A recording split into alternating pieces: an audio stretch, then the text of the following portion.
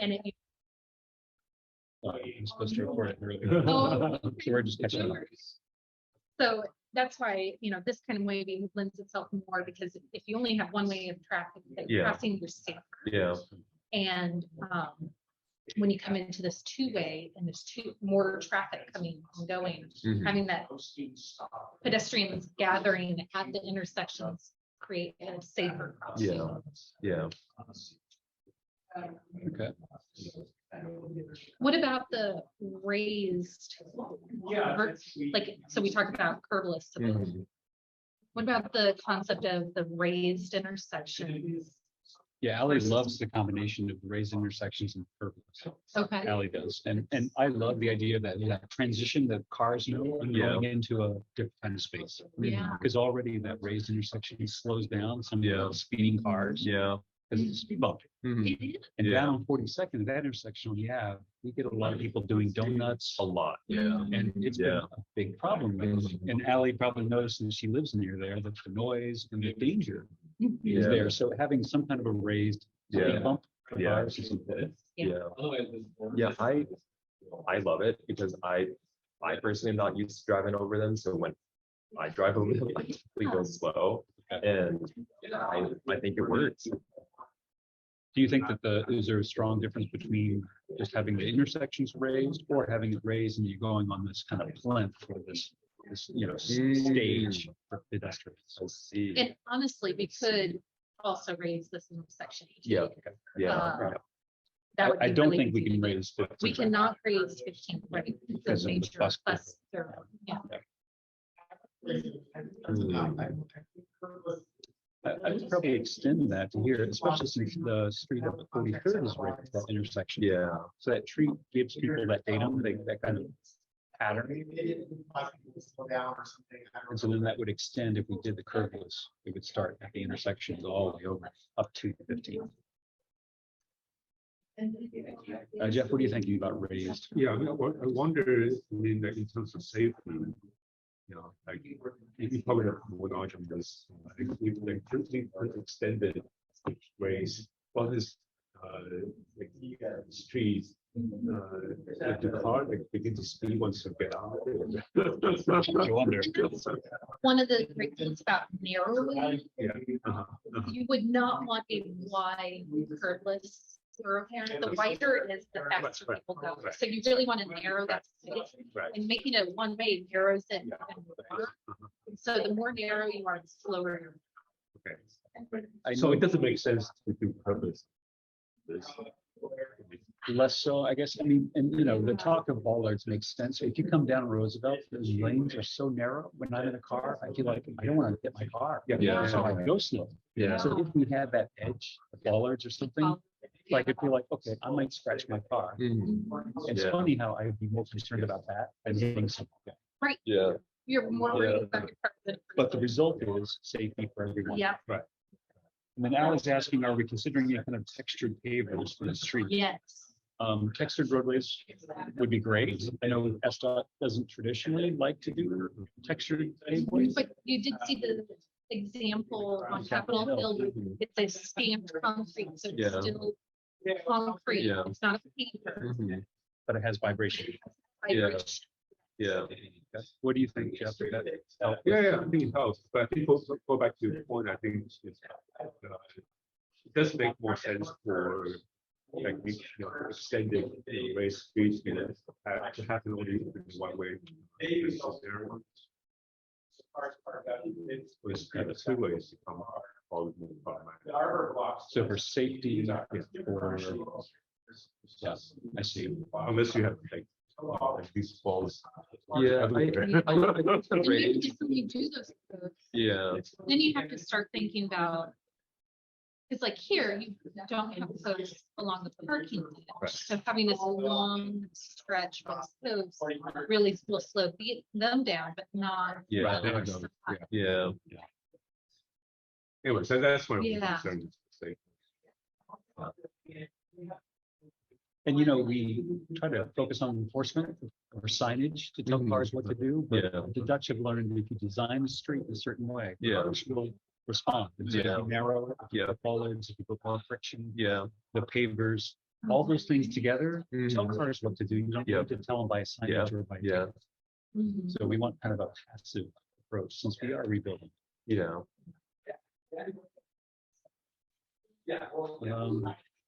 What about the planting strips? I know we have the stormwater Mhm. and it looks like these green areas are larger there because we have to concentrate it. I love the idea of having pervious paving with the water going underneath, just because like Don said, if we're gonna have an event. The ditches and their ditches on 33rd Yeah. are not affected. Mhm. It feels like a suburban response to an Yeah. urban situation. So my preference would be to have a hardscape with some kind of permeability, if that's possible. Engineer. Yeah. Yes, Yeah, it's possible. It is. It's possible. it is possible. So one of the things I was talking about was you can put rain gardens below the Yeah, pavement. yeah. The more expensive medium. Yeah. They call it a suspended pavement, and it's great for mature trees Mhm. to grow because the soils are super loose. So the roots can expand Gotcha, below the gotcha. pavement, Yeah. and it really helps get these very large canopies Mhm. over your pavement. Yeah, Ally loves the idea of big trees, big areas of planting and street trees. And she said one piece of feedback she's had from a lot of pedestrians on 43rd is that the planting area is easy to fall into or drive or ride your bike into. Yeah, sure. So I know you were talking about curb edge, so it'd be a vertical curb. We were talking that if we were gonna, the lessons that we learned from other projects is that we would do a curb edge along any rain garden to help prevent those wheels. People. Yeah. Is it possible to do that raised sidewalk without the curb edge? If we go with curbless? If we go with curbless, the curb would just be around the planters. So Okay, you so we'd could have a still curb. do a raised Okay. planter or raised curb Yeah. to help keep people out of. the And in Europe, I've seen where they have it all It's one flush. surface and the drainage works, but it's expensive. Yeah. Okay. Okay, Ally says she definitely supports, she'd be pro curb or planting streets with her experience. The mature trees would be fantastic, Yeah. especially since you have a campus at the other end with very mature trees. Yeah.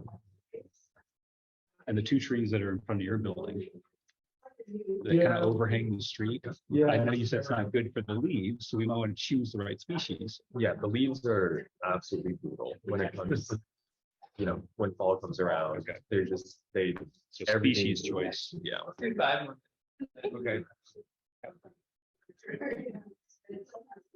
Yeah, and we can choose. Got Yeah. you on.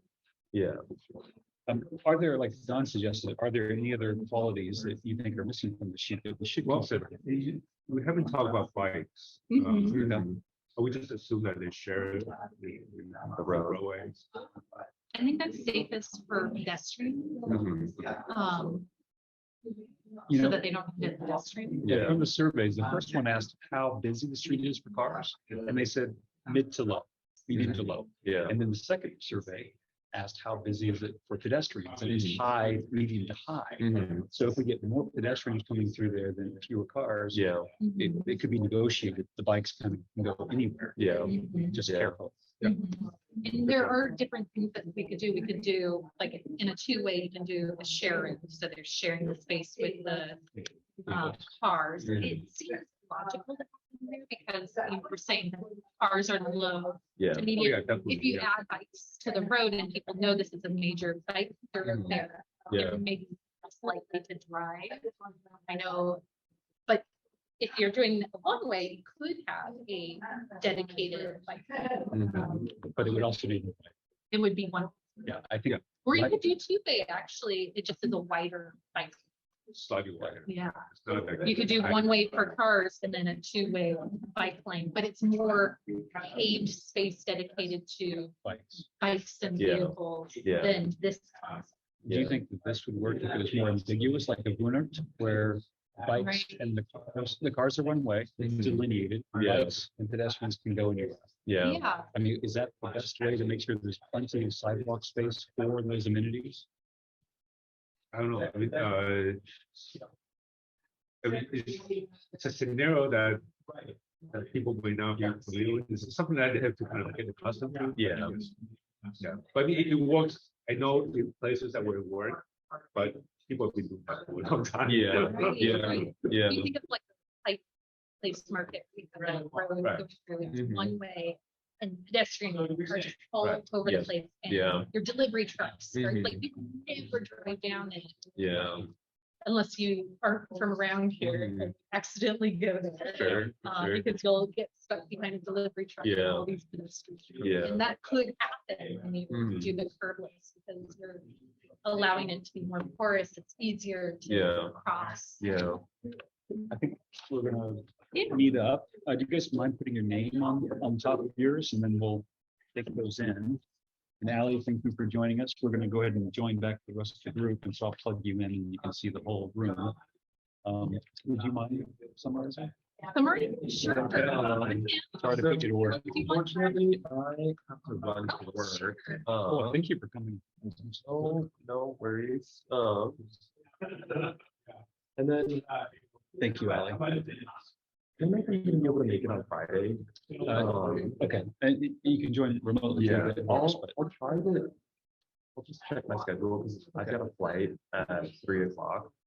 Yeah, That's so really hard. yeah, so I'm gonna try to make it. I think worst comes to worst, we'll just do it remote.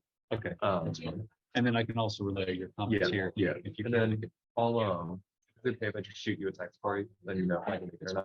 That'd be great. Yeah, okay, cool. Sounds good. Yeah, All right. it was great meeting you. Yeah, take care, guys. And nice to get with Holly. Ally's online, yeah, and she's gonna stay with us, I think, for the report out. Ally.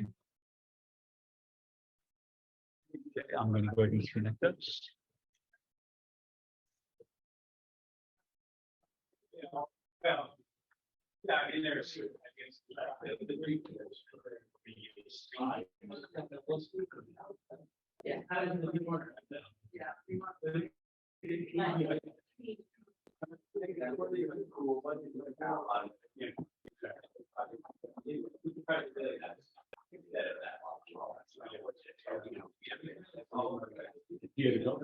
Yeah.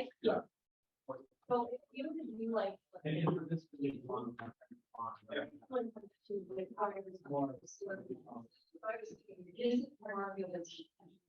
Yeah.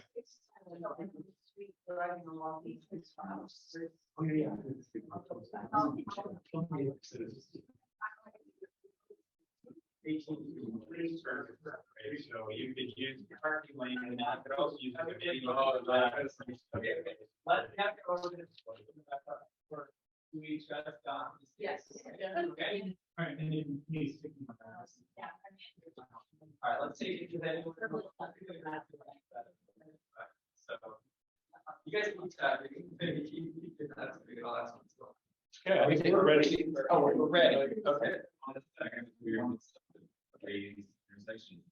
Yeah. He explains. Kind of do that. I mean, it should be before the crosswalk.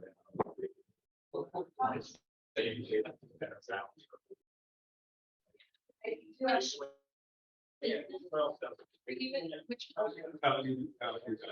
Oh, you're right. You done. I was just going on the street view and trying to figure out like how many businesses I've gone to. Of course, it's all the older ones. Some changeover. Like I've gone to this cafe, I've gone to this cafe, I've gone to the Bulldog News, I've gone to some of the restaurants and I think it's the older building here. I was like trying to count how many businesses. I also went to UDG. Yeah, and then, this whole building. Yeah, that building's gone. Yeah. And everything is changing so much. Everything's changing. Then just bump into the. Oh, is there? Three.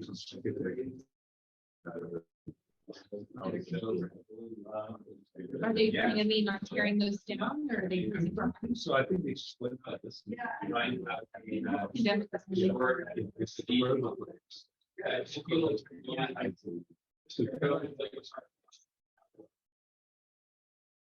So this is the start. I started thinking I was Washington State Blade down here. So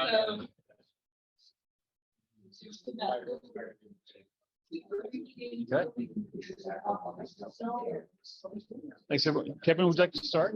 Yeah. Okay. All right, now you have the floor, so we're.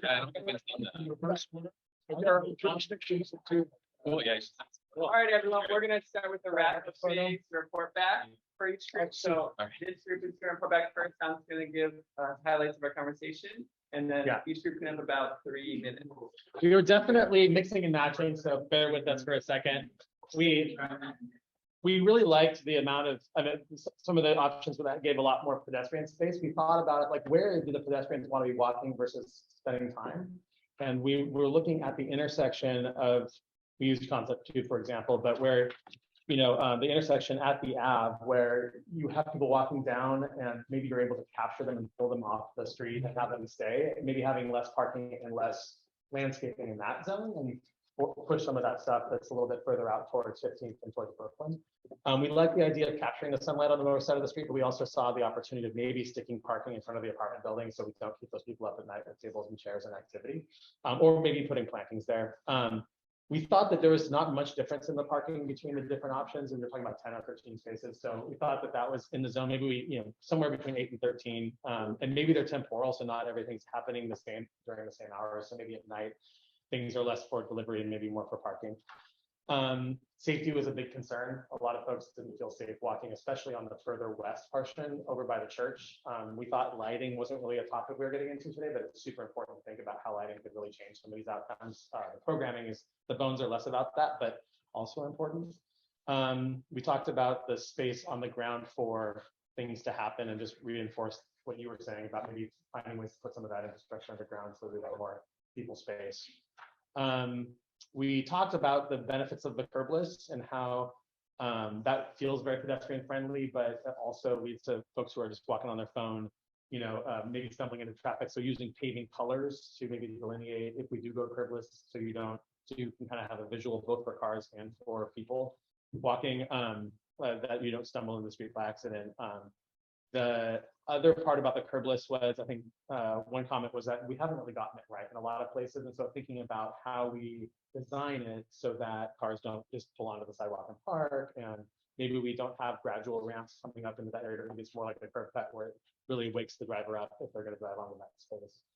Another thing that they said we talked about was just like access to businesses. So like, the importance of having flow of traffic through the neighborhood. And so thinking about that two-way access, maybe even if it's to be shrunk down to 18 feet, so it still gives a lot of pedestrian space, so there's a balance there. I feel like I'm forgetting 2 more things. Did you say the relationship of this intersection versus that one? Insofar that, like, what? This is the intersection to prioritize the Ave rather than 15th. Right. In the 15th, while we were excited about this being a gateway to campus, we probably felt like I think that you said it really well, Gordon, about like there's some things the university district does really well. It has good bones for like small businesses with outdoor seating. Like maybe we just lean into that instead of trying to create an icon space. And that this, by the nature of it having more pedestrian space, will feel like a gateway, and we don't necessarily need to focus on creating a specific icon, and then just focus on the Ave intersection. But that's a lot. Anything else? Okay. Thanks. So we actually, I'm gonna go up here. Okay. We looked at it a tiny bit differently. We mostly did focus on concept 2 as the overall, like we really liked the raised intersections. We really liked the widened sidewalks, two-way street with 18 foot, like as minimal as possible for each of the driving lanes. We focused on maintaining parking here, but actually adding seating here because of how busy Starbucks is and how this corner would then have a drop of people from the Ave to seating on this side especially, and then adding parking on here because that's where the Stanford is and there's residents. We went a little bit back and forth on like parking on this side of the street. We felt like it was really important to maintain parking right here, but that we could pop out both of these sides as seating to actually make it more of like a gateway entrance towards the U district and have it be like immediately quieter once you get off 15th. And then maybe if we added parking on this side of the street, it would kind of force whatever is developed here to have a little bit more of a setback of the building. So it could encourage a new building to create seating space on its own. But that was a discussion that we had. And then in terms of curbless, we were a little bit ambivalent. I think we had a lot of the same safety concerns about if you did a curbless street, what would that feel like?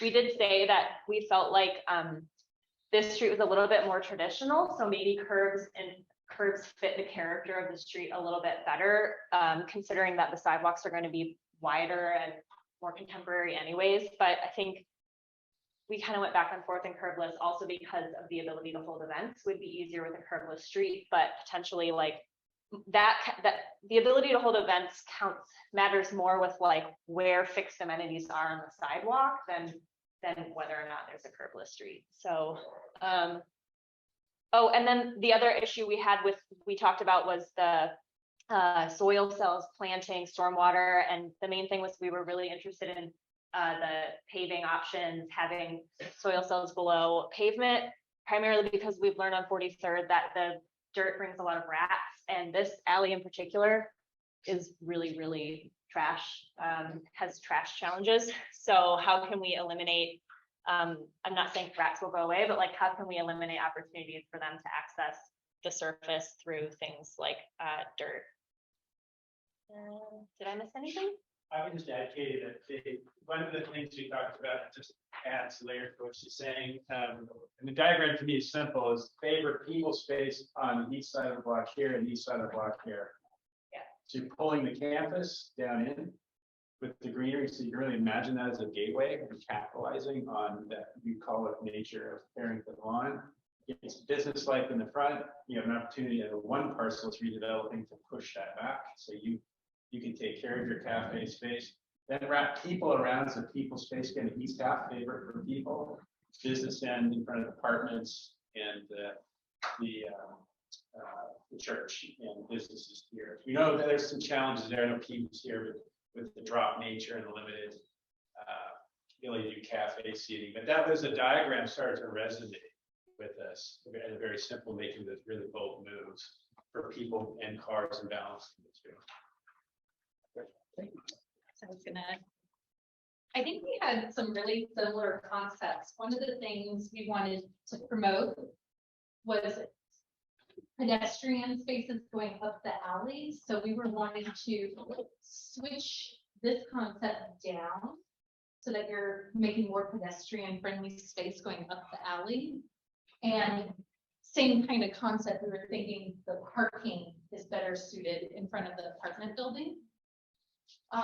We talked a lot about accessibility and how this concept is very porous, and sometimes that's not great for accessibility because you don't have an edge to help keep the pedestrian in the safe zone versus going out into the street accidentally or having cars go into the pedestrian spaces. We were talking about bollards would help slow down traffic.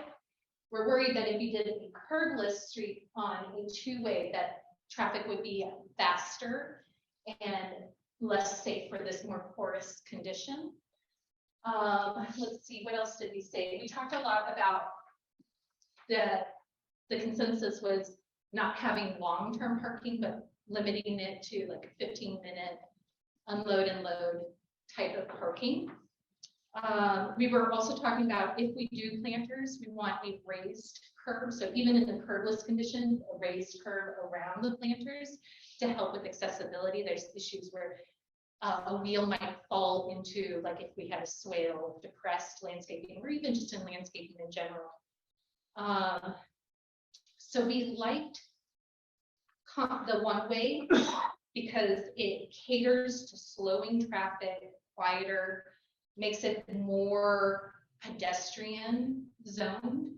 You wouldn't really be using it to cross through between the different areas if you were looking for parking because it's one way. But we also didn't like it for loading and unloading, and thought that this would have more opportunity for delivery trucks to block traffic as well. which can cause some unsafe conditions even for pedestrians for limited visibility.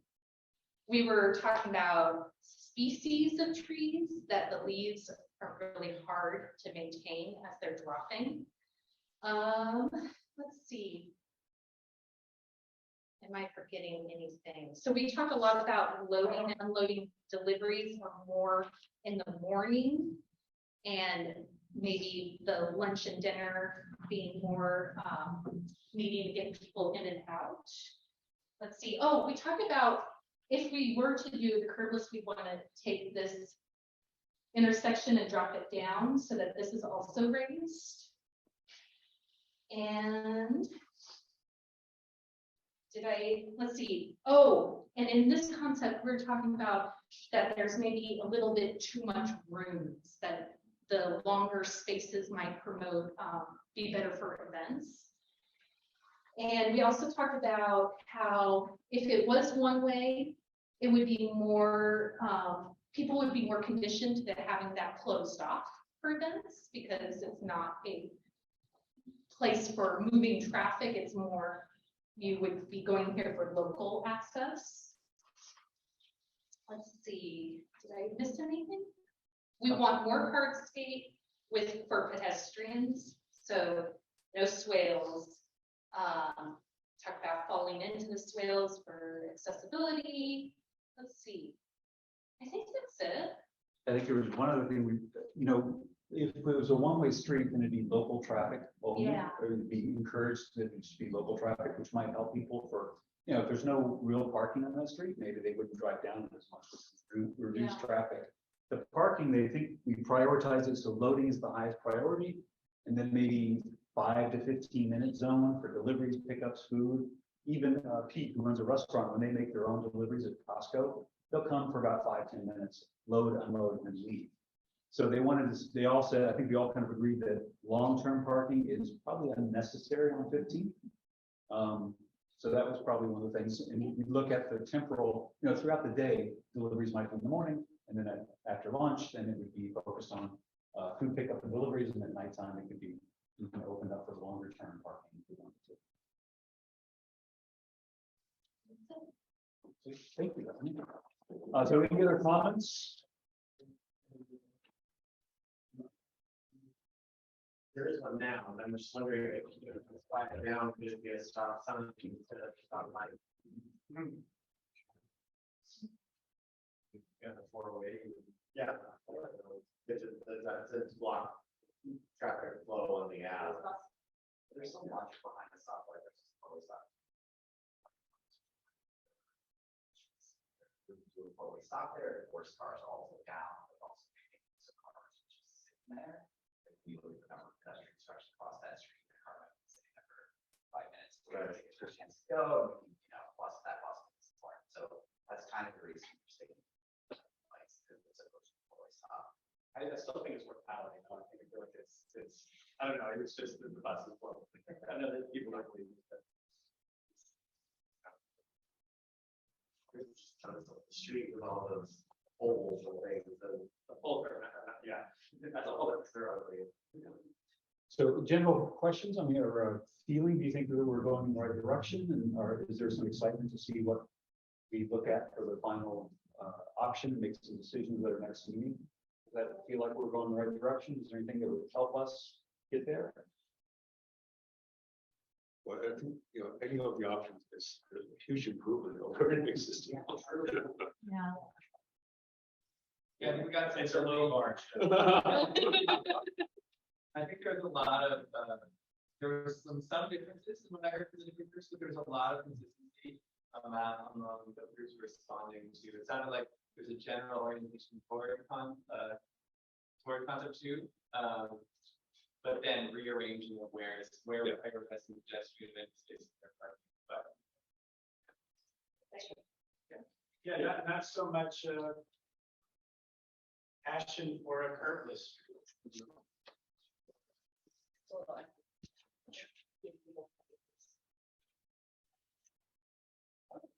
I'm new, it's new, like, I don't. And 40 is half purpose. have not, so we have a test case right here to do. Yeah, it's just like mixing delivery traffic with curbless streets seem a little odd. There are plenty of European cases where expensive haulers are critical. Yeah. That was one thing that came up. I don't really want to be in this society. But if you do a No, curveless yeah, that came bollards, up. you do, and like a two-way street, can you actually put tents there?